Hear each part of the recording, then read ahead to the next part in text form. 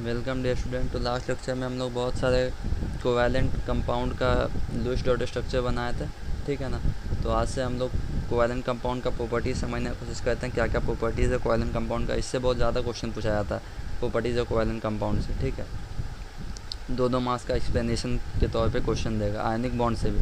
तो इस लेक्चर से मेन समझ में आएगा किस तरह क्वेश्चन देता है, ठीक है। तो समझने की कोशिश करते हैं पहला क्या क्या प्रॉपर्टीज़ है कोवैलेंट कंपाउंड का।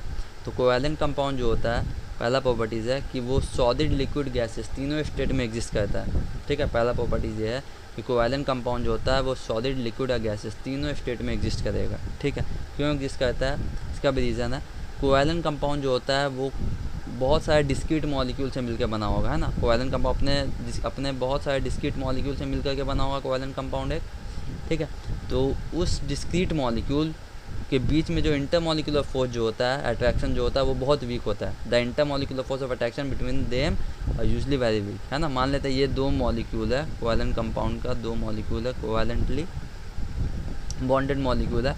इन दोनों मॉलिक्यूल कोवैलेंटली बॉन्डेड मॉलिक्यूल के बीच में जो ये एक single molecule covalent bond molecule है, ये कोवैलेंट बॉन्डेड मॉलिक्यूल है, ठीक है। इन दोनों के बीच में जो अट्रैक्शन फोर्स होता है उसको हम लोग बोलते हैं इंटर मॉलिक्यूलर अट्रैक्शन। ये एक मॉलिक्यूल हो गया, ये एक मॉलिक्यूल होगा, इन दोनों मॉलिक्यूल के बीच के फोर्स ऑफ अट्रैक्शन को क्या बोलेंगे, इंटर मॉलिक्यूलर फोर्स, है ना। Inter molecular force of attraction बोलेंगे, है ना। तो इन दोनों के बीच में जो inter molecular force of attraction होता है वो क्या होता है, बहुत वीक होता है। हेंस कोवैलेंट कंपाउंड, इसलिए कोवैलेंट कंपाउंड जो होता है वो गैसेस और लिक्विड स्टेट में एग्जिस्ट करता है, ठीक है। हाउएवर देखा जाए तो बहुत सारा कोवैलेंट कंपाउंड ऐसा है जो सॉलिड के फॉर्म में भी एग्जिस्ट करता है, जैसे कि हो गया यूरिया, नेप्थलीन, ग्लूकोज, सब क्या होता है, सॉलिड में एग्जिस्ट करता है। बिकॉज क्योंकि इसके मॉलिक्यूल के बीच में जो होता है इंटर मॉलिक्यूलर फोर्स वो बहुत हाई होता है, ठीक है। जैसे मान लें यहाँ पे ये एक हमारा मॉलिक्यूल है, जैसे यहाँ पे ये कार्बन डाइऑक्साइड एक मॉलिक्यूल है, ये दूसरा कार्बन डाइऑक्साइड का मॉलिक्यूल है। तो इन दोनों मॉलिक्यूल में जो फोर्स ऑफ अट्रैक्शन होगा उसको हम लोग बोलते हैं इंटर मॉलिक्यूलर फोर्स, या तो इसको दूसरे लैंग्वेज में दूसरे नाम क्या होगा इसका, वंडर वॉल फोर्स भी बोलते हैं इसको, wonder walls force, wonder walls force, ठीक है ना। याद रखना है इस बात को, ठीक। ये मॉलिक्यूल हो गया ए, ठीक है। इसके बीच में जो फोर्स ऑफ अट्रैक्शन होगा उसको हम लोग क्या बोलेंगे, यानी फोर्सेज जो होगा उसको बोलेंगे इंटरमॉलिक्यूलर फोर्स और वंडर वॉल फोर्स, ठीक है। तो बहुत सारे कोवैलेंट कंपाउंड है जिसका मॉलिक्यूल उसके मॉलिक्यूल में जो होता है इंटरमॉलिक्यूलर फोर्स वो बहुत ज़्यादा होता है, जिसकी वजह से वो क्या होता है, वो सॉलिड में एग्जिस्ट करता है, ठीक है। तो जिसके अंदर कम होता है वो क्या करता है, गैस या तो लिक्विड में एग्जिस्ट करता है। तो कौन कौन सा कोवैलेंट कंपाउंड है जो गैस में एग्जिस्ट करता है, लिक्विड में एग्जिस्ट करता है, उसका भी हम लोग देख लेते हैं, ठीक है। ऐसे हम लोग देखें मीथेन, क्लोरीन, ये जो होता है मीथेन जो होता है, मीथेन नोट कर लीजिएगा, एक लाइन बाय लाइन आप लोग नोट करते हुए चलिएगा। मीथेन हो गया जिसका फॉर्मूला होता है CH4, क्लोरीन हो गया CHLOR, यानी क्लोरीन हो गया, इसका फॉर्मूला हो जाता है Cl2, और भी बहुत सारा ETC। ये जो होता है ये गैसियस में एग्जिस्ट करता है, गैस में एग्जिस्ट करता है, ये जो होता है गैसियस फॉर्म में एग्जिस्ट करता है, ठीक है। याद रखना है इस बात को, ठीक है, नोट करते हुए चलिएगा। तो क्यों ये अच्छा, तो यहाँ से क्वेश्चन पूछ देगा why methane exist in gaseous state, gaseous state में क्यों एग्जिस्ट करता है, बिकॉज इसका आंसर क्या होगा, as methane is a covalent compound, methane क्या है, कोवैलेंट कंपाउंड है, and the force of attraction, the intermolecular force of attraction between methane molecule is very weak। Methane molecule के बीच में जो इंटरमॉलिक्यूलर फोर्स ऑफ अट्रैक्शन है या van der वाल force जो है वो क्या है, बहुत वीक है, इसलिए ये क्या करता है, गैस नेचर में एग्जिस्ट करता है। उसी तरह से पूछ देगा क्लोरीन से question, why chlorine exist in a gaseous state, तो आंसर क्या होगा, as chlorine is a covalent compound and the intermolecular force between the chlorine molecule is very weak, hence chlorine exists in a gaseous state, ठीक है। उस तरह से फिर ये सिंपल से मेरे एक लाइन का क्वेश्चन है तो ये लेते हुए चलना। आप लोग 11 में जब 11 में अगर साइंस लेके पढ़िएगा तो अच्छे से क्वेश्चन इस पर बनेगा, वहाँ पे डाइपोल मोमेंट बहुत सा आ जाएगा, तो वहाँ पे अच्छे से समझिएगा। 10 स्टैंडर्ड के लिए इतना ही समझ के रखना है अभी, ठीक है। ये गैसेस स्टेट के था। अब लिक्विड में कौन कौन सा एग्जिस्ट करता है, यही दोनों में से ज़्यादातर पूछा जाता है, मीथेन क्लोरीन, लिक्विड, अच्छा हाँ। तो लिक्विड में कौन कौन सा कोवैलेंट कंपाउंड है, तो याद रखना है मेरा हो गया इथानॉल, हो गया इथानॉल। दूसरा आ जाता है बेंजीन, फॉर्मूला होता है C6H6 बेंजीन का। इथानॉल का फॉर्मूला होता है C2H5OH, इथानॉल का ये फॉर्मूला हो जाता है, ठीक है। और इथानॉल हो गया क्लोरोफॉर्म हो गया, जिसका फॉर्मूला होता है CHCl3, ये हो गया क्लोरोफॉर्म। और आता है मेरा कार्बन डाइसल्फाइड CH2, ये हो जाता है carbon disulphide. Carbon tetrachloride CCl4, ये सब क्या होता है, ये सब लिक्विड में एग्जिस्ट करता है, लिक्विड में एग्जिस्ट करता है, लिक्विड स्टेट में एग्जिस्ट करता है। ये सब कोवैलेंट कंपाउंड, ऐसा कोवैलेंट कंपाउंड है ये सब जो लिक्विड स्टेट में एग्जिस्ट करता है, ठीक है। तो यहाँ से पूछा जाएगा why ethanol exist in a liquid state, because क्या लिखना है answer, as ethanol is a covalent compound and the intermolecular force of attraction between the ethanol molecule is very weak, hence ethanol exists in a liquid state। Simple एक एक line का question पूछेगा तो इस तरह से लिखना है। कुछ तरह से CCl4 कार्बन टेट्राक्लोराइड से पूछेगा क्वेश्चन, क्या why CCl4 exist in a liquid state, CCl4 क्यों एग्जिस्ट करता है लिक्विड स्टेट में, तो आंसर क्या लिखेंगे, as CCl4 is a covalent compound, CCl4 क्या है कोवैलेंट कंपाउंड है, and the intermolecular force between CCl4 molecule यानी carbon tetrachloride molecule is very weak, hints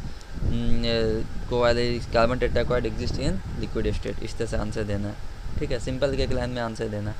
और जो सॉलिड में एग्जिस्ट करता है वो हो गया यूरिया, नेप्थलीन हो गया, ग्लूकोज हो गया, शुगर हो गया, ये सब क्या होता है, ये सब सॉलिड में एग्जिस्ट करता है। तो ये सब ऐसा कोवैलेंट कंपाउंड है जो सॉलिड नेचर में एग्जिस्ट करता है, क्योंकि इसके बीच में इंटरमोलिकुलर फोर्स जो होता है वो ज़्यादा होता है, यानी वंडर वाल फोर्स जो होता है वो ज़्यादा होता है। इंटरमोलिकुलर फोर्स को ही वंडर वाल फोर्स भी बोलते हैं, ठीक है, याद रखना है इस बात को। आगे बात करते हैं अब हम लोग दूसरे प्रॉपर्टीज़ पे। दूसरा प्रॉपर्टीज़ है कोवैलेंट कंपाउंड का जो मेल्टिंग एंड बॉइलिंग पॉइंट होता है वो क्या होता है, लो होता है। कोवैलेंट कंपाउंड है low melting and boiling points. क्यों ऐसा होता है, जो अट्रैक्शन फोर्स होता है कोवैलेंट कंपाउंड मॉलिक्यूल के बीच में वो क्या होता है, बहुत वीक होता है। जो भी हम लोग पढ़ के आए हैं, the attractive force between the molecules of covalent compound is very week, ठीक है। क्यों, क्योंकि ये शेयर इलेक्ट्रॉन के शेयर होने की वजह से बनता है कोवैलेंट कंपाउंड, है ना। कंसिक्वेंटली इसका जो अट्रैक्शन फोर्स जो होता है कोवैलेंट कंपाउंड के मॉलिक्यूल के बीच में वो बहुत वीक होता है। इसके वजह से उस मॉलिक्यूल के बॉन्ड को अगर हमको क्या करना है, तोड़ना है, यानी उस अट्रैक्शन फोर्स को अगर और कम करना है तब वो मॉलिक्यूल अलग हो जाएगा। तो उसके लिए कितना ज़्यादा, क्योंकि ऐसे ही उसके पास अट्रैक्टिव फोर्स जो होता है वो क्या होता है, बहुत कम होता है, बहुत वीक अट्रैक्टिव फोर्स होता है कोवैलेंट कंपाउंड के मॉलिक्यूल्स में। तो हम थोड़ा सा एनर्जी देंगे तो वो जो अट्रैक्टिव फोर्स है वो और कम हो जाएगा, और वो मॉलिक्यूल जो होगा क्या होगा, आराम से सेपरेट हो जाएगा, ठीक है। तो इसलिए द अट्रैक्टिव फोर्स जो होता है मॉलिक्यूल्स और कोवैलेंट कंपाउंड वो क्या होता है, कोवैलेंट कंपाउंड के मॉलिक्यूल के बीच में जो अट्रैक्टिव फोर्स होता है वो बहुत ऐसे ही बहुत वीक होता है। इसको कम करने के लिए ये अट्रैक्टिव फोर्स को भी कम करने के लिए हम लोग क्या करना होगा, थोड़ा सा एनर्जी देंगे, lesser amount of energy required to overcome this force, यानी बहुत कम अमाउंट ऑफ एनर्जी देंगे तो वो फोर्स जो जितना भी कम जो थोड़ा सा फोर्स अट्रैक्टिव फोर्स है वो और कम हो जाएगा। एज अ रिजल्ट इसके वजह से क्या होगा, कोवैलेंट कंपाउंड पोजेस क्या उसके पास क्या होगा, मेल्टिंग और बॉइलिंग पॉइंट जो होगा उसका क्या होगा, और कम हो जाएगा कंपेयर टू आयनिक कंपाउंड के कंपेयर में, है ना। यहाँ पे क्वेश्चन पूछेगा वाई आयनिक कंपाउंड्स, यहाँ पे आयनिक कंपाउंड से पूछेगा why ionic compounds have more boiling melting and boiling point as compare to covalent compound. तो आयनिक कंपाउंड के बीच में कैसा फोर्स ऑफ अट्रैक्शन होता है, इलेक्ट्रोस्टैटिक फोर्स ऑफ अट्रैक्शन होता है ना, इलेक्ट्रोस्टैटिक फोर्स ऑफ अट्रैक्शन होता है ना, इलेक्ट्रोस्टैटिक फोर्स ऑफ अट्रैक्शन होता है ना, attraction electrostatic force of attraction, जिसके वजह से क्या होता है, उसके बीच में जो अट्रैक्शन फोर्स ज़्यादा होता है। तो इस बॉन्ड आयनिक कंपाउंड के बॉन्ड के तोड़ने में क्या करना होगा, बहुत ज़्यादा अमाउंट ऑफ एनर्जी लगेगा, क्योंकि इसमें electrostatic force positive negative charge के बीच में अट्रैक्शन फोर्स है। एज कोवैलेंट कंपाउंड में क्या है, कोवैलेंट कंपाउंड में तो इलेक्ट्रॉन शेयर होकर बनता है, तो इसके बीच में अट्रैक्शन फोर्स क्या होता है, कम होता है। तो इसको बॉन्ड को तोड़ने के लिए क्या करना होगा, कम अमाउंट ऑफ एनर्जी देना होगा, इसलिए इसका मेल्टिंग बॉइलिंग पॉइंट क्या होगा, लो होगा कोवैलेंट कंपाउंड का। आयनिक कंपाउंड का ज़्यादा होगा, क्योंकि ये इलेक्ट्रोस्टैटिक फोर्स ऑफ अट्रैक्शन है, इसके आयन्स के बीच में, आयनिक कंपाउंड्स के आयन के बीच में क्या होगा, इलेक्ट्रोस्टैटिक फोर्स ऑफ अट्रैक्शन क्या है, ज़्यादा, इसलिए इसका मेल्टिंग और बॉइलिंग पॉइंट क्या होता है, आयनिक कंपाउंड का वो ज़्यादा होता है। जब हम लोग क्वेश्चन आंसर करेंगे तो अभी उसको अच्छे से समझेंगे, ठीक है। तो ऐसे याद रखना है, कोवैलेंट कंपाउंड का जो मेल्टिंग और बॉइलिंग पॉइंट होता है वो क्या होता है, वो बहुत लो होता है। कुछ कुछ कोवैलेंट कंपाउंड है जिसका मेल्टिंग और बॉइलिंग पॉइंट हाई होता है। ऐसे याद रखना है, जो कोवैलेंट कंपाउंड है हाई मेल्टिंग बॉइलिंग पॉइंट है जिस कोवैलेंट कंपाउंड का, उसमें आता है सिलिकॉन डाइऑक्साइड आ गया, डायमंड आ गया, ये सब है क्या है, डायमंड। ये सब का जो मेल्टिंग है बॉइलिंग पॉइंट है वो क्या होता है, हाई होता है। कोवैलेंट कंपाउंड है ये सब, इसका मेल्टिंग तो पूछेगा राइट वन, एग्जाम में पूछ जाएगा question, right one covalent compound which have high melting and boiling point. तो याद रखना या तो सिलिकॉन डाइऑक्साइड लिखेंगे या तो डायमंड। ये SiO2 सिलिकॉन डाइऑक्साइड है। मेल्टिंग पॉइंट क्या होता है, melting point and boiling point जो होता है वो हाई होता है, वो हाई होता है, याद रखना, लिख लीजिएगा, आप नोट करते हुए चलिएगा, ठीक है। ये क्या है, कोवैलेंट कंपाउंड, ये सब है क्या, तो कैसा कंपाउंड है, कोवैलेंट कंपाउंड, ठीक है। तो एग्जाम में क्वेश्चन पूछेगा give one example of covalent compound having, give the name of a covalent compound having high melting and boiling point, तो सिलिकॉन डाइऑक्साइड या डायमंड, ठीक है। कोई भी एक एग्जांपल देना है। तीसरा प्रॉपर्टीज़ है, कोवैलेंट कंपाउंड जो होता है वो नेगेटिव, उसके पास नेगेटिव पॉजिटिव चार्ज आयंस नहीं रहता है। Covalent compound do not possess negative positive charge ion, so they are usually do not conduct electricity in fuse और डिजॉल्व स्टेट। जब बोला जाए तो पिघले हुए स्टेट में, मोल्टेन स्टेट में ये इलेक्ट्रिसिटी कंडक्ट नहीं करता, क्योंकि कोवैलेंट कंपाउंड के पास आयन नहीं होता, वो आयन से बना हुआ थोड़ी है कोवैलेंट कंपाउंड तो मॉलिक्यूल्स फॉर्म कर लेता है जब आयन शेयर, जब इलेक्ट्रॉन शेयर करता है, तो है ना, आयोनिक कंपाउंड्स के बीच में आयंस होता है, ठीक है। तो कोवैलेंट कंपाउंड के पास नेगेटिव और पॉजिटिव चार्ज आयंस नहीं होता है, इसके वजह से क्या करता है, इलेक्ट्रिसिटी कंडक्ट नहीं कर पाता है, ठीक है, अपने मोल्टेन स्टेट में या डिजॉल्व स्टेट, ठीक है। ये तीसरा प्रॉपर्टीज था। लेकिन कुछ कुछ कोवैलेंट कंपाउंड है जो इलेक्ट्रिसिटी कंडक्ट करता है, जैसे HCl हो गया, अमोनिया हो गया, ये सब वाटर में डिजॉल्व करने पर ये सब क्या करता है, इलेक्ट्रिसिटी कंडक्ट करता है। क्यों करता है वो अब समझेंगे जब हम लोग polar non polar covalent bond पढ़ेंगे तब, ठीक है। तब हम लोग समझते हैं पोलर और नॉन पोलर कोवैलेंट बॉन्ड क्या होता है, polar and non polar covalent bond. तो हम लोग समझते हैं पोलर कोवैलेंट बॉन्ड क्या होता है। When a covalent bond is form between two atoms having different electronegativity, जब एक कोवैलेंट बॉन्ड फॉर्म होगा दो ऐसे एटम के बीच में जिसका इलेक्ट्रोनेगेटिविटी क्या है, डिफरेंट इलेक्ट्रोनेगेटिविटी है। ऐसे हम मान लेते हैं एक हाइड्रोजन एट HCl मान लेते हैं, HCl मॉलिक्यूल, या एक हाइड्रोजन एटम है इसमें, और एक दूसरा क्या है, हाइड्रोजन, एक हाइड्रोजन एटम है और दूसरा जो है मेरा वो है क्लोरीन एटम। इन दोनों में क्या है, इलेक्ट्रोनेगेटिविटी डिफरेंस है, क्योंकि ये दो डिफरेंट एटम है तो दोनों का इलेक्ट्रोनेगेटिविटी अलग होगा, ठीक है ना। तो when a bond is form between two atoms having different electronegativity, यानी जब एक बॉन्ड फॉर्म होगा दो डिफरेंट एटम के बीच में जिसका इलेक्ट्रोनेगेटिविटी क्या है, डिफरेंट है, the shared pair of electron, जो इलेक्ट्रॉन शेयर होगा, ठीक है। याद रखना है यहाँ पे इसका हम स्ट्रक्चर बनाएंगे लुईस डॉट स्ट्रक्चर, तो इस तरह से बनेगा, डायरेक्ट लिख रहे हैं हम H, ये सिंगल इलेक्ट्रॉन, ये सिंगल इलेक्ट्रॉन शेयर करेगा, यहाँ पे क्लोरीन ये इस तरह से शेयर करेगा, ठीक है। HCl और जो है उसको हम डिनोट नहीं कर रहे हैं, सिर्फ इस तरह से शेयर करेगा, और इसको रिप्रेजेंट करेंगे पेयर के जगह पे H-Cl, इस तरह से। The share pair of electron gets displaced toward the more electronegative atom, जो इलेक्ट्रॉन शेयर किया हुआ है यहाँ पे क्या दो इलेक्ट्रॉन शेयर किया हुआ है ना, तो ये जो शेयरिंग हुआ है इलेक्ट्रॉन का, ये वाला इलेक्ट्रॉन क्या करेगा, उस एटम के तरफ डिस्प्लेस कर जाएगा, उस एटम की तरफ मूव कर जाएगा जिसका इलेक्ट्रोनेगेटिविटी क्या होगा, हाई होगा, है ना। Displace more toward the more electronegative atom, जो एटम जिस एटम का इलेक्ट्रोनेगेटिविटी ज़्यादा है उस एटम की तरफ ये इलेक्ट्रॉन क्या होगा, थोड़ा सा टिल्ट हो जाएगा, थोड़ा सा मूव कर जाएगा। तो हाइड्रोजन या क्लोरीन में किसका इलेक्ट्रोनेगेटिविटी ज़्यादा है, ऑब्वियसली क्लोरीन का इलेक्ट्रोनेगेटिविटी ज़्यादा है, तो ये वाला शेयर्ड पेयर जो इलेक्ट्रॉन है ये क्या करेगा, थोड़ा क्लोरीन की तरफ क्या होगा, थोड़ा क्लोरीन की तरफ शिफ्ट कर जाएगा, ठीक है। तो ये हो जाएगा, ठीक है।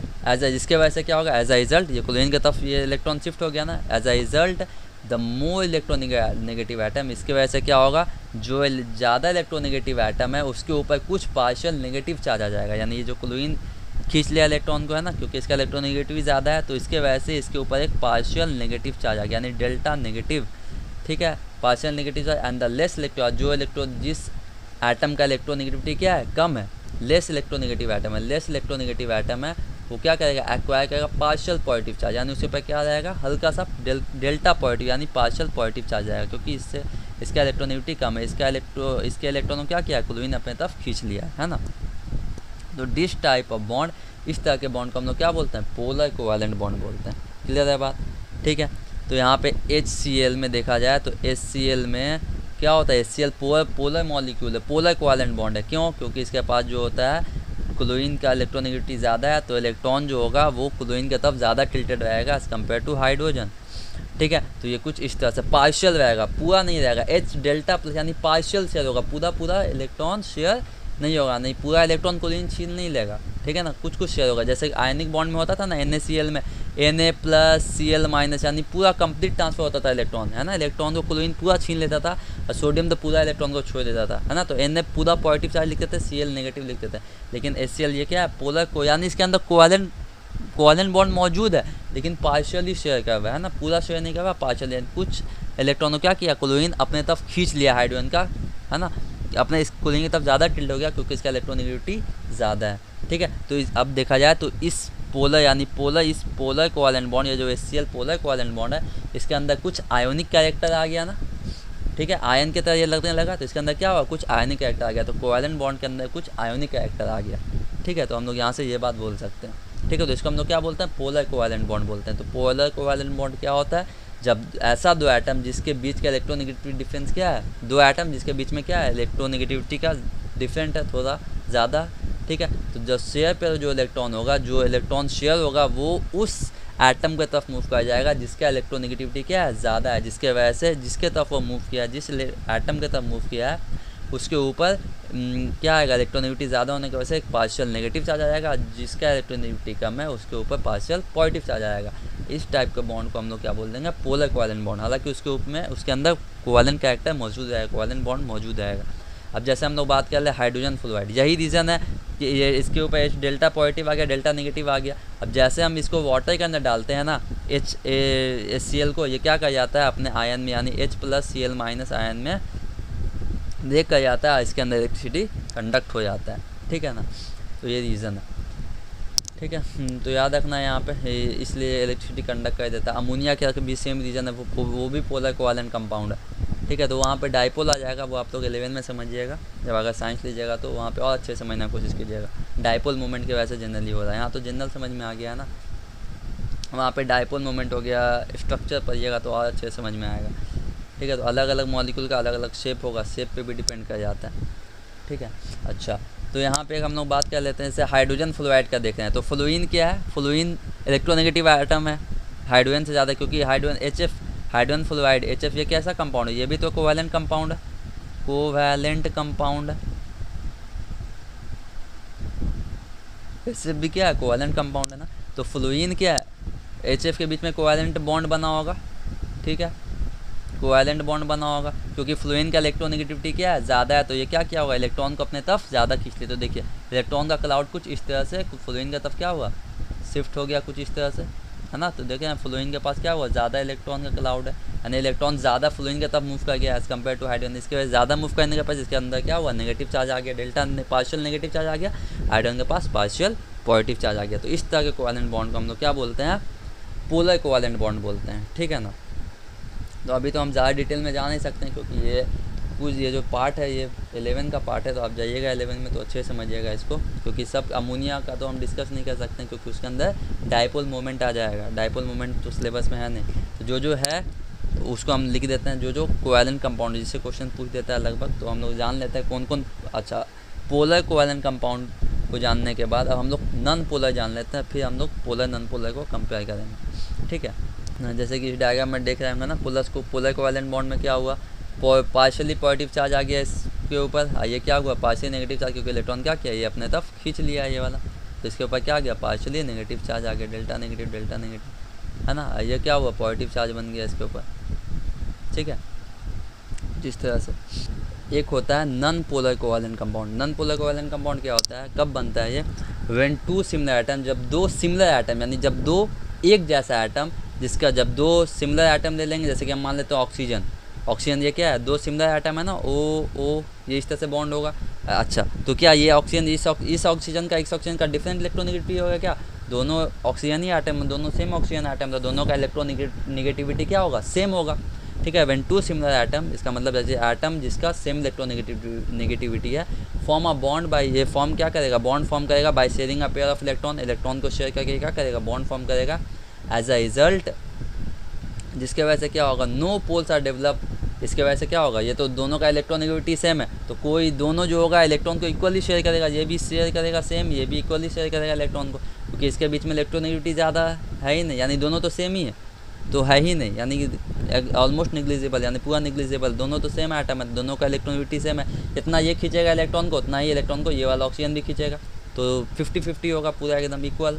ठीक है, तो आप form a bond by sharing a pair of electron as a result, जिसके वजह से पेयरिंग ऑफ इलेक्ट्रॉन यानी शेयर करता है इक्वल पेयर, यानी 50-50% में शेयर करता है इलेक्ट्रॉन का एज अ रिजल्ट, जिसके वजह से कोई भी पोल्स जनरेट नहीं होता, यानी कोई नेगेटिव पॉजिटिव ऐसा नहीं होगा, है ना।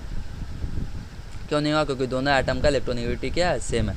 No poles are develop and in such case, इस केस में क्या होगा, जो कोवैलेंट बॉन्ड जो होगा वो प्योर कोवैलेंट बॉन्ड होगा। इस टाइप ऑफ कोवैलेंट बॉन्ड को हम लोग क्या बोलते हैं, नॉन पोलर कोवैलेंट बॉन्ड। यहाँ पर टाइपिंग मिस्टेक हो गया है, बोलते हैं नॉन पोलर कोवैलेंट बॉन्ड। ठीक है, तो नॉन पोलर कोवैलेंट बॉन्ड किसके बीच में बनता है, तो याद रखना है दो सेम, एक ऐसा कोवैलेंट मॉलिक्यूल, कोवैलेंट कंपाउंड जो दो सेम मॉलिक्यूल से मिलकर बना हो, तो वो क्या बन जाए, वो नॉन पोलर कोवैलेंट बॉन्ड होगा।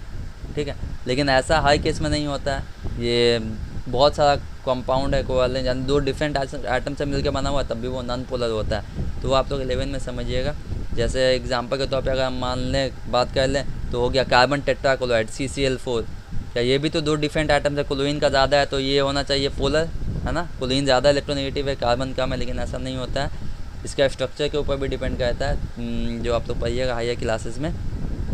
तो ये क्या होता है, ये नॉन पोलर नेचर का होता है, ये भी नॉन पोलर नेचर का होता है, जैसे ये नॉन पोलर कोवैलेंट बॉन्ड है। ठीक है ना, तो नॉन पोलर कोवैलेंट बॉन्ड क्या है, जब दो ऐसा एटम, जब दो सिमिलर एटम जिसका इलेक्ट्रोनेगेटिविटी क्या है, जिसका इलेक्ट्रोनेगेटिविटी क्या है, सेम हो, उसके बीच में जो इलेक्ट्रॉन शेयर होगा तो उसका दोनों तो एटम का सेम इलेक्ट्रोनेगेटिविटी है, इसके वजह से कोई भी पोल जनरेट नहीं होगा, कोई भी चार्जेस जनरेट नहीं होगा, तो वो कोवैलेंट बॉन्ड जो बनेगा वो प्योर होगा, जिसको हम लोग क्या बोलते हैं, नॉन पोलर कोवैलेंट बॉन्ड, यानी इसके अंदर कोई पोल मौजूद नहीं है। जैसे हाइड्रोजन का पे बात करें, नॉन पोलर कोवैलेंट बॉन्ड है, हाइड्रोजन यानी 50-50 सेम का चार्ज शेयर करेगा, same charge on both the nuclear, nuclear पे दोनों न्यूक्लियर पे सेम चार्ज है, electron spend equal time near each nucleus, यानी हर न्यूक्लियस के पास जो इलेक्ट्रॉन होगा इक्वल टाइम शेयर करेगा। जैसे कि यहाँ पे ये एक इलेक्ट्रॉन शेयर किया, यार ये भी एक इलेक्ट्रॉन शेयर किया, ये बॉन्ड बन गया 50-50, किसी के पास भी ज़्यादा टिल्टेड नहीं है इलेक्ट्रॉन, है ना, तो ये बन गया कोवैलेंट बॉन्ड। तो कोवैलेंट कंपाउंड जो होता है वो यूजुअली सॉल्युबल होता है नॉन पोलर सॉल्वेंट में, लेकिन इनसॉल्युबल होता है पोलर सॉल्वेंट में। अच्छा, इसका मतलब क्या है वो हम लोग समझने की कोशिश करते हैं। अच्छा, तो पोलर नॉन पोलर समझ में आ गया, तो अब बात कर लेते हैं कुछ कुछ कंपाउंड, कोवैलेंट कंपाउंड जो पोलर है जो नॉन पोलर है, उसको बात करने के बाद हम लोग इस बात को समझने की कोशिश करते हैं। ठीक है, तो पहले हम लोग लिख लेते हैं जो कंपाउंड पोलर या नॉन पोलर है, उससे क्वेश्चन जो पूछा जाता है जनरल। ठीक है, तो बात कर लेते हैं पहले नेप्थलीन। नेप्थलीन, इसको अच्छे से आप लोग नोट करते हुए चलिएगा। नेप्थलीन, इससे क्वेश्चन पूछा जाता है। नेप्थलीन ये किस नेचर का है, ये नॉन पोलर है, नॉन पोलर। इसका फॉर्मूला क्या होता है C10H8,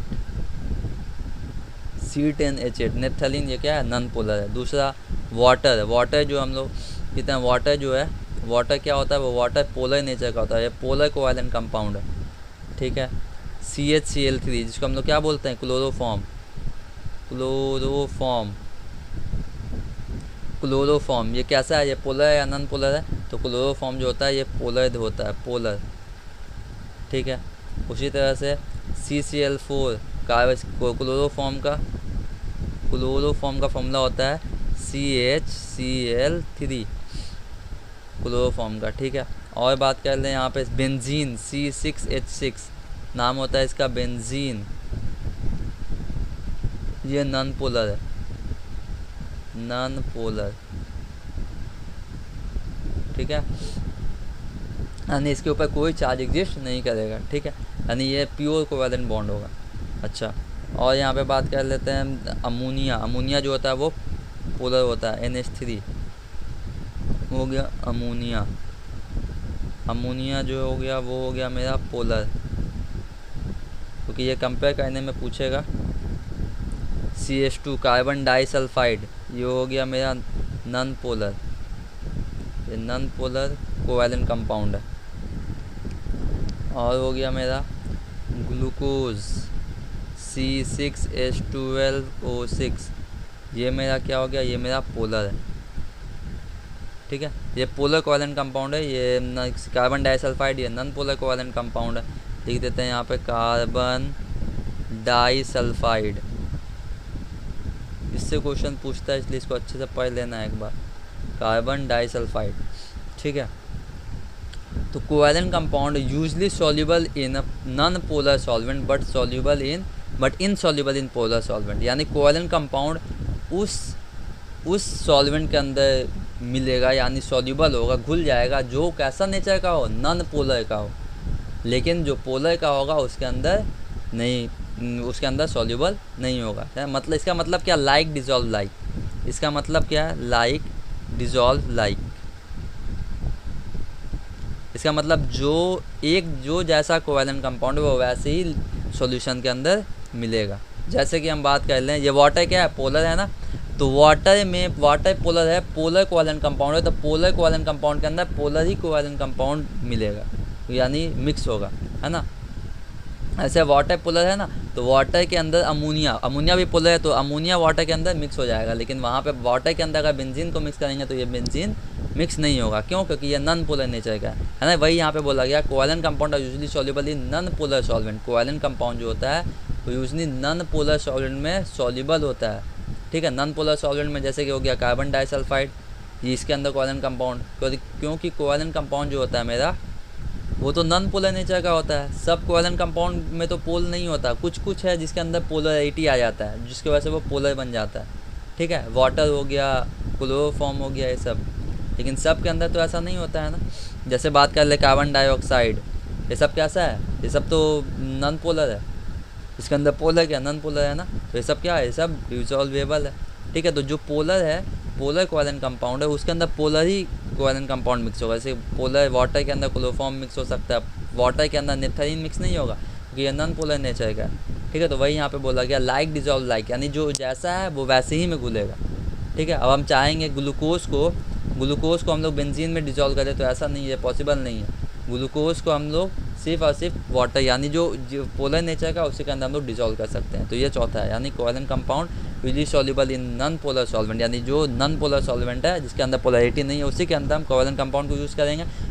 डिजॉल्व सॉल्युबल होगा उसी के अंदर कोवैलेंट कंपाउंड। क्यों? क्योंकि कोवैलेंट कंपाउंड के अंदर, कोवैलेंट कंपाउंड किसके बनता है, इलेक्ट्रॉन से शेयर होने की वजह से बनता है ना। इलेक्ट्रॉन जब शेयर होता है तो उसके अंदर कुछ तो है ना पॉजिटिव, जब इलेक्ट्रॉन ये कंपाउंड बन जाता है कुछ तो है ना डेल्टा पॉजिटिव डेल्टा नेगेटिव लेकर हम लोग इस बनाते हैं। ऐसा आता तब तो हम लोग आयनिक बॉन्ड के अंदर इसको लेके चले जाते हैं, है ना। कुछ आयनिक कैरेक्टर देते हैं, लेकिन सब कोवैलेंट कंपाउंड के अंदर आयनिक कैरेक्टर नहीं होता है, कुछ ही के अंदर होता है। जैसे ऑक्सीजन के अंदर आयनिक कैरेक्टर नहीं होगा। ठीक है ना, तो याद रखना है इस बात को। तो covalent compound usually soluble in non polar solvent, जो नॉन पोलर सॉल्वेंट उसी के अंदर कोवैलेंट कंपाउंड सॉल्युबल होगा, लेकिन पोलर सॉल्वेंट के अंदर वो सॉल्युबल नहीं होगा कोवैलेंट कंपाउंड। ठीक है ना, जैसे देख लीजिए ये नॉन पोलर कोवैलेंट बॉन्ड है। नॉन पोलर कोवैलेंट बॉन्ड के बाद मतलब इलेक्ट्रॉन क्या है, इक्वली शेयर्ड है। इलेक्ट्रॉन जो होगा मेरा वो क्या होगा, इक्वल शेयर होगा दोनों एटम के बीच में। ये एक एटम ए मान लेते हैं, ये बी है, यानी दोनों के बीच में इक्वल शेयर है। तो देखिए इसका स्ट्रक्चर देखिए कितना अच्छे से, एक सेम स्ट्रक्चर है। लेकिन यहाँ पे देखिए ये एक एटम ए है मान लेते हैं, ये वाला एटम मेरा बी है। क्योंकि बी का इलेक्ट्रॉनिविटी ज़्यादा है तो ये क्या करेगा, ए से इलेक्ट्रॉन को अपने तरफ क्या करेगा, खींच लेगा, है ना। तो इसके पास क्या होगा, बी पे इलेक्ट्रॉन क्लाउड क्या होगा, इलेक्ट्रॉन ज़्यादा पाया जाएगा इस पे, क्योंकि इसका इलेक्ट्रॉनिविटी क्या है, ज़्यादा है, इसलिए इसको ये बोलेंगे polar covalent compound, polar covalent bond है ये, पोलर कोवैलेंट बॉन्ड फॉर्म कर लिया। आयनिक बॉन्ड में क्या होता है, इलेक्ट्रॉन तो कंप्लीट ट्रांसफर हो जाता है, तो वो क्या एक सिंगल कंपाउंड, यानी मान लेते हैं ये ए, तो ये ए प्लस बन जाएगा, ये बी है तो बी माइनस बन जाएगा, यानी बी में ए जो है अपना इलेक्ट्रॉन को कम्प्लीटली बी को दे दिया। ठीक है, अब ये क्या हुआ, ये सिंगल एग्जिस्ट कर गया इस तरह से। ठीक है ना, तो एग्ज़ाम में क्वेश्चन किस तरह से पूछा है वो हम लोग नेक्स्ट लेक्चर में समझेंगे बहुत अच्छे से, यानी सिर्फ क्वेश्चन ही आंसर के ऊपर होगा। थ्योरी पार्ट यहाँ पे ख़त्म हो गया कोवैलेंट कंपाउंड का। ठीक है, तो यहाँ पे हम एक क्वेश्चन करा दें, देख लीजिए। एग्ज़ाम में क्वेश्चन पूछा था, सिंगल 1 मार्क्स में क्वेश्चन पूछा था कि chloroform CHCl3 and sodium chloride NaCl में से कौन which does not dissolve in water, कौन वाटर के अंदर which does not dissolve in water. कौन वाटर के अंदर डिजॉल्व नहीं होगा इन दोनों में से, याद रखना ये 1 मार्क्स का क्वेश्चन था। क्लोरोफॉर्म और सोडियम क्लोराइड में कौन डिजॉल्व नहीं होगा वाटर में। देखिए क्लोरोफॉर्म है क्या, एक तरह का ये तो कोवैलेंट कंपाउंड है ना, ये कोवैलेंट कंपाउंड है, पोलर नॉन पोलर तो बात की बात है, पहले तो ये क्या है, कोवैलेंट कंपाउंड है, ठीक है, जज करने आना चाहिए, कोवैलेंट कंपाउंड है। ये सोडियम क्लोराइड क्या है, ये एक आयनिक कंपाउंड है, आयोनिक कंपाउंड है, ठीक है। आयनिक कंपाउंड जो होता है ये पूरा सिंगल आयन के फॉर्म में एग्जिस्ट करता है, यानी पूरा पॉजिटिव चार्ज Na+ और Cl- सिंगल पूरा आयन के फॉर्म में एग्जिस्ट करेगा। अगर इसमें होगा पोलर, ये क्या है, ये पोलर कोवैलेंट कंपाउंड है, देखिए क्लोरोफॉर्म क्या है, पोलर कोवैलेंट कंपाउंड, यानी इसके अंदर पोलैरिटी होगा। लेकिन ये इसके अंदर ये है क्या, लेकिन इसके अंदर कोवैलेंट नेचर तो है, ये तो प्योर आयनिक कंपाउंड है, ठीक है। तो क्लोरोफॉर्म और NaCl में सब कौन कंडक्ट करेगा, कौन वाटर के अंदर क्या होगा, which does not dissolve in water, कौन वाटर के अंदर डिजॉल्व नहीं होगा। तो याद रखना कौन डिजॉल्व नहीं होगा, आयनिक कंपाउंड तो पहले ही से ये पोलैरिटी है, तो पोलर वाला कंपाउंड है, ये तो क्या होगा, ये सोडियम क्लोराइड तो आसानी से डिजॉल्व कर जाएगा एज़ कम्पेयर टू क्लोरोफॉर्म भी डिजॉल्व करेगा लेकिन आयोनिक कंपाउंड से कम डिजॉल्व करेगा। तो यहाँ पे आंसर क्या लिखेंगे, देखिए ये दोनों डिजॉल्व होने वाला है लेकिन क्लोरोफॉर्म कम होगा क्योंकि इसके अंदर कोवैलेंट कैरेक्टर है, ठीक है, इसलिए कम डिजॉल्व होगा। लेकिन सोडियम क्लोराइड के अंदर कोवैलेंट कैरेक्टर तो है ही नहीं, ये तो पूरा आयनिक कंपाउंड है, तो ये अच्छे से डिजॉल्व कर जाएगा। तो कौन डिजॉल्व नहीं करेगा, CaCl3 जो होगा does not dissolve in water, ये आंसर बनेगा, does not dissolve in water, ये क्वेश्चन बन गया था, ठीक है। और यहाँ पे क्वेश्चन पूछा जाएगा, डज वाटर डिजॉल्व बेंजीन, क्या वाटर बेंजीन को डिजॉल्व कर सकता है, नहीं, as water is a polar covalent compound and benzene is a non polar covalent compound, hence water does not dissolve benzene, water benzene को dissolve नहीं कर सकता है, क्यों, क्योंकि this is where water is a polar covalent, polar क्या water क्या है, पोलर कोवैलेंट कंपाउंड है और मेरा benzene non polar covalent compound, इसलिए ये दूसरे को डिजॉल्व नहीं कर सकता है। क्योंकि हम लोग जानते हैं जो जिस तरह का कोवैलेंट कंपाउंड है वो उसी तरह के कोवैलेंट कंपाउंड को डिजॉल्व करेगा। जैसे वाटर पोलर कोवैलेंट कंपाउंड है तो वाटर ही की तरह कोई दूसरा पोलर कोवैलेंट कंपाउंड होना चाहिए, उसको वही वाटर डिजॉल्व करेगा, दूसरे को यानी नॉन पोलर को डिजॉल्व नहीं करेगा, ठीक है। तो वाटर क्या क्लोरोफॉर्म को डिजॉल्व कर लेगा, yes, water is a polar covalent compound, chloroform is also polar covalent compound, hence water dissolve chloroform, ठीक है, because polar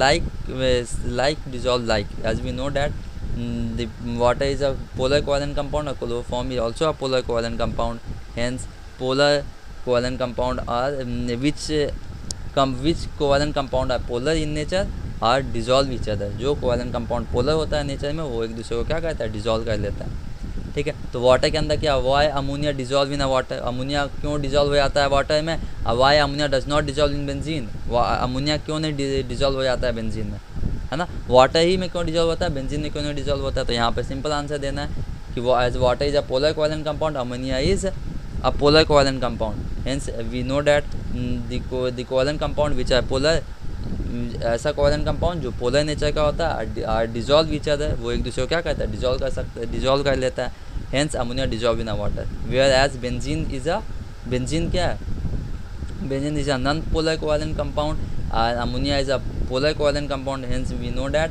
the opposite the as we know that the like dissolve like, यानी the covalent compound which are same in polarity, जो same polarity का होता है, that one is only dissolve but the other is not dissolve, दूसरा जो होता है वो डिजॉल्व नहीं कर सकता, hence benzene does not dissolve ammonia, benzene जो होता है अमोनिया को डिजॉल्व नहीं कर सकता है, because benzene is a non polar in nature, ammonia is a polar in nature, ठीक है। तो इस तरह से लिखना है क्वेश्चन को। तो नेक्स्ट लेक्चर में हम लोग और क्वेश्चन बहुत सारा करेंगे, समझेंगे, लेकिन आप लोग इसको याद कर लीजिएगा, जितना दिए हैं ना यहाँ पे कौन पोलर है कौन नॉन पोलर है, इसी से क्लियर हो जाएगा, क्योंकि यहाँ पे समझाना डिफ़िकल्ट है, यानी यहाँ पे इससे स्ट्रक्चर पे भी समझना होगा जो आपके सिलेबस में नहीं है, लेकिन जान के रखना है इसको, क्योंकि यहाँ पे क्वेश्चन पूछ देता है इससे, इसलिए इसको इतना पढ़िए, अच्छे से समझिए।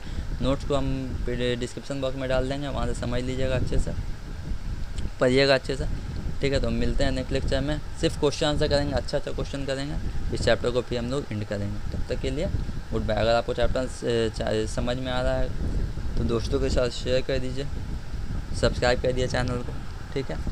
मिलते हैं नेक्स्ट लेक्चर में, तब तक के लिए गुड बाय।